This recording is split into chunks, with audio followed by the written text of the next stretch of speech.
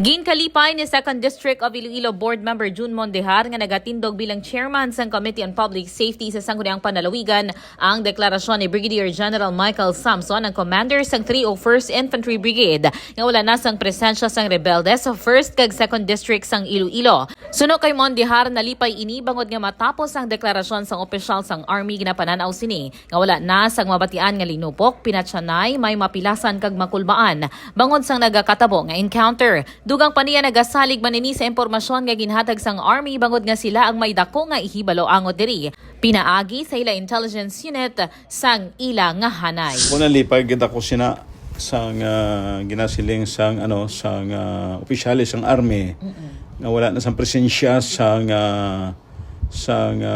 rebels o kun NPA. There is sa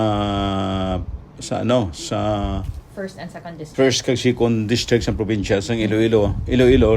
Specialmente there is sa sakop sa 2nd Distrito. Yes. Specifically siguro po chinganon sina sa Banwa sang Leon kag Alimutsyan.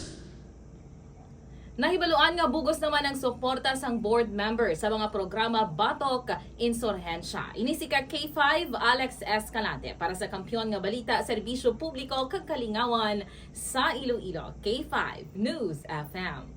This news is brought to you by, do you feel tired all the time? Do you have frequent infections? Do you have always cold? It's a sign of low immune system. Boost your immune system with Clinica D3 Bio, antibacterial, natural antioxidant, immune system booster. Clinica D3 Bio has vitamin D3, lauric acid, and monolurine to fight against all viruses. Try Clinica Vitamin D3 with Coccus nocifera.